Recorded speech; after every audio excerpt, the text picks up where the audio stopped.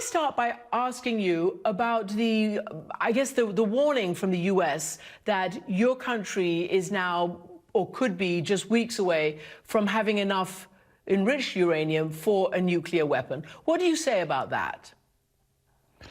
Well, I think that is a statement of concern that is more addressed to the public opinion than to reality. Iran does not seek a nuclear weapon. If we wanted to build a nuclear weapon, we could have done it some time ago. But we decided that nuclear weapons are not, will not augment our security and are in contradiction to our ideological views. And that is why we never pursued nuclear weapons. But it is true that that the time for the United States to come back to the nuclear weapon, to the nuclear agreement, is not unlimited. The United States has a limited window of opportunity because President Biden does not want to portray himself as trying to take advantage of the failed policies of the former Trump administration. You know, as you know, President Biden, even, when he was a candidate before the election, he laid out his, strategy, his foreign policy, and the aim of getting back into the JCPOA. This is what he said. He said in September, "I will offer Tehran a credible path back to diplomacy. If Iran returns to strict compliance with the nuclear deal, the United States would rejoin the agreement as a starting point for follow-on negotiations. With our allies, we will work to strengthen and extend the nuclear deal's provisions while also addressing other issues of concern." There's a lot in there. Is that a deal Iran could take up? Well, you see, first of all, the United States needs to establish its bona fides to come back to the nuclear deal.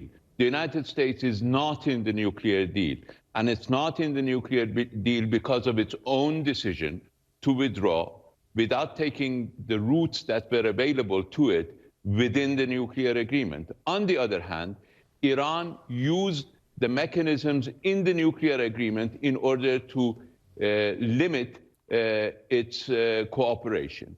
If you read paragraph 36, we acted in strict accordance with the nuclear agreement. Now, the United States needs to come back into compliance, and Iran will be ready immediately to respond. The timing is not the issue.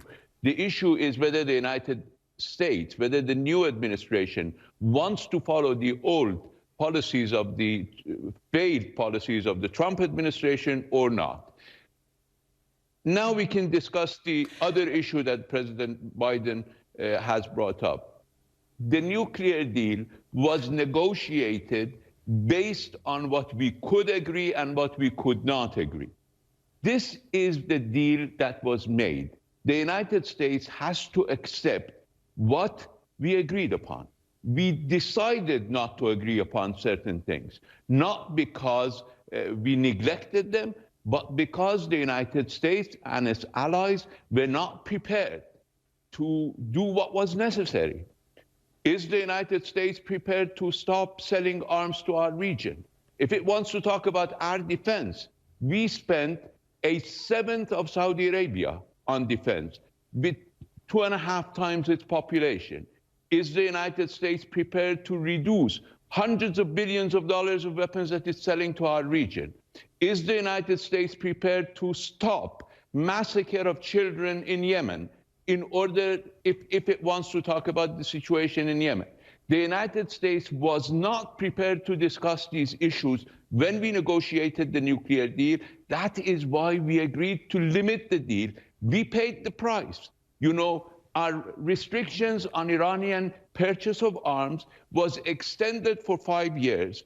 It was just removed in October because we did not agree on regional issues, nor did we agree on missile issues. We have already paid the price. The nuclear deal is clear about them. In 2020, in October 2020, the issue of arms limitations ended, cleared. In 2023, the issue of missiles will be cleared because according to previous resolutions, missiles were a problem if Iran had the capability of producing nuclear warheads. Now, clearly, the nuclear accord will prevent us from producing nuclear warheads, so the issue of missiles will be immaterial, irrelevant anymore. So look, there's a lot out there, and it is quite complex. So I just want to go to the enriched uranium, because you yourself, in your most recent article, have said the Trump administration's campaign of maximum pressure has coincided with the expansion of our stockpile of low-enriched uranium from 660 to 8,800 pounds, and the upgrading of our centrifuges from the older models to the far more powerful new models. You know that the U.S. is concerned about that, and so are other allies. So I want to ask you specifically on that issue of what you've been doing, you say under the terms of the agreement since the U.S. pulled out, but I want you to respond to what the Secretary of State has said about this specific issue. So let's just play that. If Iran comes back into full compliance with its obligations under the JCPOA, the United States would do the same thing, but we are a long ways from that point.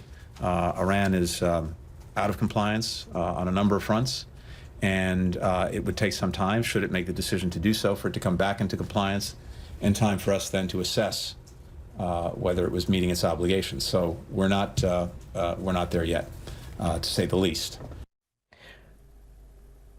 So, Mr. Foreign Minister, that is your counterpart in the United States now, and there are obviously two issues there. One is the window of opportunity to negotiate and get back into this. The other is who goes first.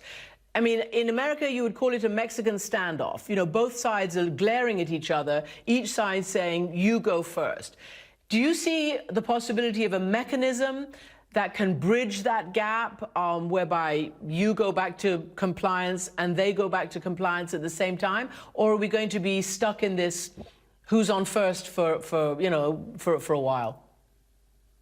No, clearly there can be a mechanism to basically either synchronize it or coordinate what can be done. As you know, JCPOA has a mechanism built in to the deal, that is the Joint Commission. And the Joint Commission has a coordinator. The coordinator has two hats. It used to be Federico Mogherini, now it is Joseph Borrell. He has two hats. One hat is he's the High Representative of the European Union for Foreign Defense Policy. The other hat is the coordinator of the Joint Commission. He can put his hat as the coordinator of the joint position and sort of choreograph the actions that are needed to be taken by the United States and the actions that are needed to be taken by Iran. Clearly, actions that Iran takes have always been monitored and verified by the IAEA. And we have shown that we fulfill our promises. The side that has not been able to show that it fulfills its promises has been the United States. And as I said, the United States needs to prove its bona fides. We have already proven our bona fides.